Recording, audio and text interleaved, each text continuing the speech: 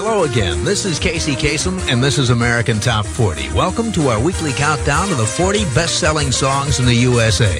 The list we use is from the most authoritative survey in the record business, Billboard's Hot 100. Well, last week was our 5th anniversary show, and we repeated the tape of the very first American Top 40 show we did, July 4th, 1970. Now, it's back to the regular countdown. 6 new ones on our way to number 1, and leading us off, Aerosmith with their first Top 40 hit. Number 40. There's the first of 6 debut records on American Top 40 this week. From Boston, that's Aerosmith with Sweet Emotion at number 40. Casey's Coast to Coast.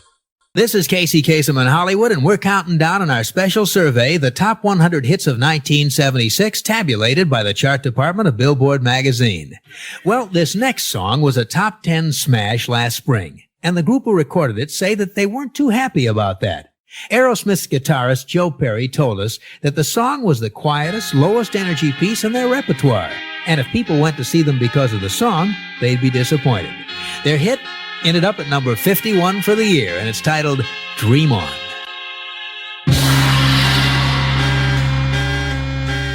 Aerosmith formed and based in Boston, and they came up with the 51st most popular song of 1976. That's Dream On. Casey's Coast to Coast. Well, we're up to the current hit by Aerosmith now, whose lead singer, Steve Tyler, had a frightening good news, bad news experience recently. The bad news was completely wrecking his $18,000 sports car. The good news was being able to walk away from that accident unharmed and saving the life of a deer at the same time. Several months ago, Steve was driving home on a long stretch of highway that runs through a heavily wooded section of New Hampshire. It was about 3 o'clock in the morning and pitch black. Steve was very tired and anxious to get home and go to sleep, when suddenly a large animal dashed into the middle of the road ahead. It was a deer who was hypnotized by Steve's headlights hurtling toward him. He froze in the spot, right in the center of the highway. Well, Steve slammed on the brakes, and then turning his steering wheel hard to the right, he swerved off the highway where he plowed up an embankment and smashed into the massive trunk of a huge tree. His car was a total loss. The frame had crumpled like an accordion. There was shattered glass everywhere. But miraculously, Steve Tyler was able to climb out of that twisted wreck without a scratch. He walked away from what could have been a fatal accident, and so did the deer. And how does Steve feel now about braking for animals?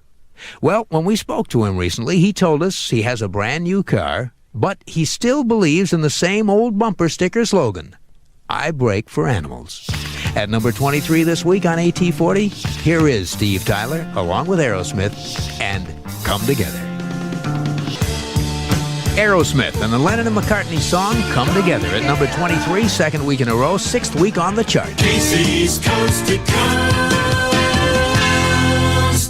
From Naughty Girls to Angels, at number 7 we have the smash Angel by Aerosmith, a song that certainly has reaped heavenly rewards for the veteran rock band, but lead singer Steve Tyler isn't surprised. He predicted it. A few months ago he said, quote, Angel is going to be huge. I know there's something there. Probably the biggest hit we've ever had. End of quote. Steve, you're a chart prophet. It is the biggest hit of the band's 18-year career. It peaked at number 3 a couple of weeks ago. Now it's at number 7. Aerosmith and Angel. Aerosmith with Angel, falling out of the clouds this week, down from 3 to 7. It's the second hit from their album, Permanent Vacation. This is American Top 40. I'm Casey Kasem. Casey's Coast to Coast. Now we're up to the latest for a heavy metal band whose lead singer got a unique start in the music business. Steven Tyler grew up in a very musical family. His grandfather, grandmother, and 2 uncles all played in a classical chamber music group. And his father was a classically trained pianist who ran a traveling orchestra that played throughout New England. As you might expect for someone who grew up surrounded by so much classical music, young Steven had to take piano lessons and study his 3 B's, Bach, Brahms, and Beethoven. But when he was in his teens, Steven was bitten by the rock and roll bug, thanks to the Beatles and the Stones. And that's when the music he played started to change. He told us, quote, the piano isn't a real rock and roll instrument, so I turned to the drums. But the problem was that I was playing piano with my father's classical orchestra, and he didn't want me to quit. He thought playing with him was a good learning experience, so we worked out a compromise. And here's what they did. Steven's father liked the idea of doing a little experimenting, so he came up with some simple drum arrangements that would allow Steven to play along on drums with his classical orchestra. The result, says Steven, was, quote, not like any other music I ever heard. It was classical music with a backbeat. We'd play for people who'd get dressed up real fancy to hear us, and because of my drums, they'd get up and dance to Beethoven. It was like hooked on classics 20 years too soon. Well, soon after that, Steven started rocking and rolling on his own, moving out from behind the drums to become a singer and to form a group called Aerosmith. This week, they rise 3 notches to number 16 with the first hit from their new CD, Pump. Here's the man who played the 3 Bs with a backbeat, ex-classical musician Steven Tyler and Aerosmith with Love in an Elevator.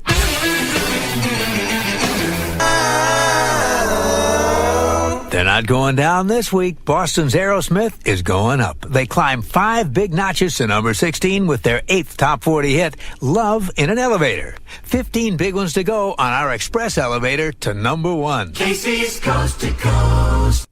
On Casey's Top 40, I'm Casey Kasem.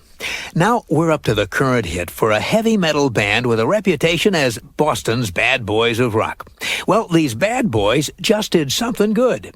You know, over the years, the members of Aerosmith have built quite a name for themselves. They've cultivated an image as raunchy rockers with a taste for too much alcohol and too many drugs. That may have been how they were in the early days, but as the band matured, that image became just that, an image. These days, the members of Aerosmith may still dress outrageously, and their music may be as heavy as ever, but alcohol and drugs are a thing of the past. Their current obsession is with collecting food for the Boston Food Bank. The Food Bank is a charitable organization that collects food to feed the homeless and the hungry. And when Aerosmith played 3 nights at the Boston Garden, they asked their many fans to bring cans of high-protein food to donate to the food bank.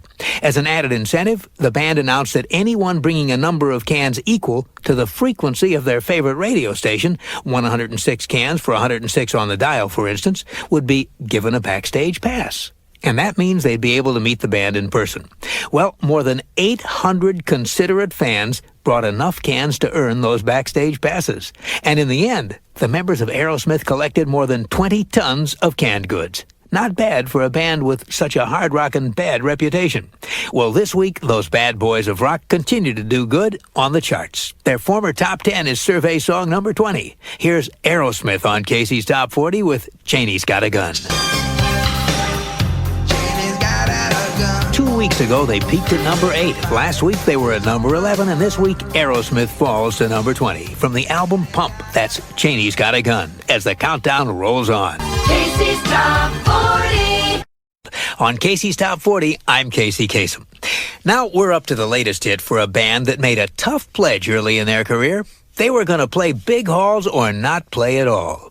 When the group called Aerosmith formed in the late 60s, they decided they were going to be different from all the other new bands at the time. While most groups starting out jumped at offers to play rock clubs, the members of Aerosmith decided that being a club band would typecast them in a way that they didn't want. They figured that once they were pegged as a club band, they'd always be seen that way. And since they had dreams of being big, really big, they didn't want anything to keep them down. So in spite of the fact that getting any work was real tough for a new band, Aerosmith made a pledge to themselves that they'd play nothing but big halls. And they stuck to that pledge. The problem was, of course, that there weren't many big halls where they could play. No one was going to hire them as a headliner, and there was a lot of competition for jobs as an opening act. So for a long time, they had a lot of time to rehearse because they didn't get much work. But rehearsing doesn't pay the rent. So the members of Aerosmith took day jobs to support their rock and roll. Lead singer Steven Tyler worked as a baker. Lead guitarist Joe Perry worked as a janitor at a Boston synagogue. And at night, they kept on rehearsing, and they kept turning down offers to play rock clubs. In the end, their plan worked. Well, sort of worked. Aerosmith finally got a job playing in a big hall. But it wasn't at the Forum in L.A., the Rosemont Horizon in Chicago, or New York's Madison Square Garden. They were hired to play in the gym at Nipmuc Regional High School near Boston. Now, it wasn't the kind of huge concert hall they dreamed of, but at least it wasn't a small rock club. They'd stuck to their guns, and as far as Aerosmith was concerned, they were on their way. Today, 2 decades later, Boston's bad boys of rock still don't play rock clubs, but they sure do play a lot of big arenas. This week, they're rocking and rolling through Atlanta, Georgia, and Tallahassee, Florida. Meanwhile, their latest hit climbs 2 notches to number 11 on Casey's Top 40. Here's Aerosmith and What It Takes. Steven Tyler singing lead with Aerosmith as they rock 2 notches closer to their 6th top 10. At number 11, that's What It Takes. Casey's Top 40. This is Casey, counting them down on Casey's Top 40. Number 36. Rocking down 11 notches, here's Aerosmith, a band that put their handprints in concrete on LA's Rock Walk of Fame just a few months ago. There, they joined the likes of Chuck Berry and Eddie Van Halen. Now, Aerosmith joins us with What It Takes. That's Joe Perry, Brad Whitford, Joey Kramer, Tom Hamilton, and lead singer Steven Tyler. The band, Aerosmith, slipping 11 notches to number 36 with What It Takes. Casey's Top 40. You know, there aren't many musicians whose image says rock and roll more clearly than Steven Tyler, lead singer of Aerosmith. On stage, Steven's the center of the group with his long hair, flowing scarves, dark leather, and flashy spandex outfits. Over the years, Steven Tyler has really rocked out on songs like Dream On, Walk This Way, and Love in an Elevator, which is why it's a little surprising to discover that Steven's roots are deeply buried in the fertile soil of classical music. Steven's grandmother, grandfather, and 2 of his uncles played professionally in chamber music groups. His father was a professional classical pianist, trained at New York's prestigious Juilliard School of Music. And so it's only natural that Steven Tyler, who was born Stephen Victor Tallarico, also grew up playing classical music. So why did he become a rocker? Steven told us, quote, "I got bitten by the rock bug when the Stones and the Beatles came along. I'd sit around with my friends playing the Yardbirds and the Who, trying to figure out what it would be like to be part of a real rock band. There was no way I could go back to classical after I got a taste of rock and roll," unquote.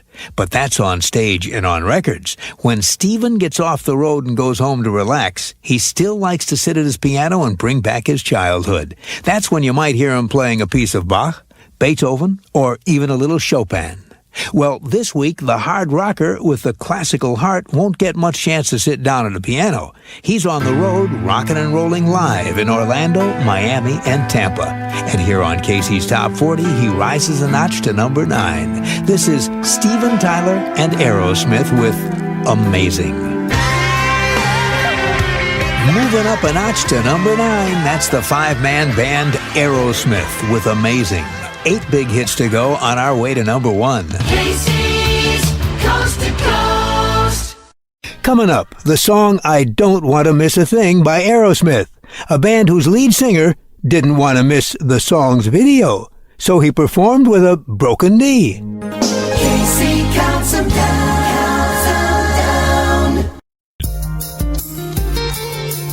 The hits from coast to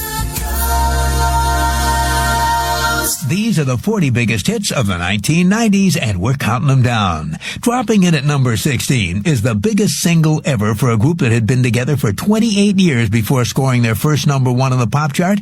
But how could they miss with a song by super songwriter Diane Warren and a spot in the blockbuster movie Armageddon? Performing that number 1 smash, here's Aerosmith with I Don't Want to Miss a Thing. I could stay awake just to hear you. That's Aerosmith with their Oscar-nominated number 1, I Don't Want to Miss a Thing. It comes in at number 16 on our survey of the biggest hits of the 90s. I'm Casey Kasem. We're getting closer and closer to the number 1 song of the decade.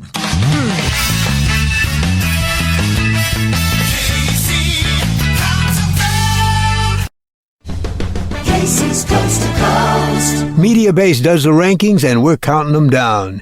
Well, now we're up to the song I Don't Want to Miss a Thing by Aerosmith, a band whose lead singer didn't want to miss the song's video, so he performed with a broken knee. It was back in 1998. Aerosmith was performing in Anchorage, Alaska, when singer Steven Tyler took a fall and seriously injured one of his knees.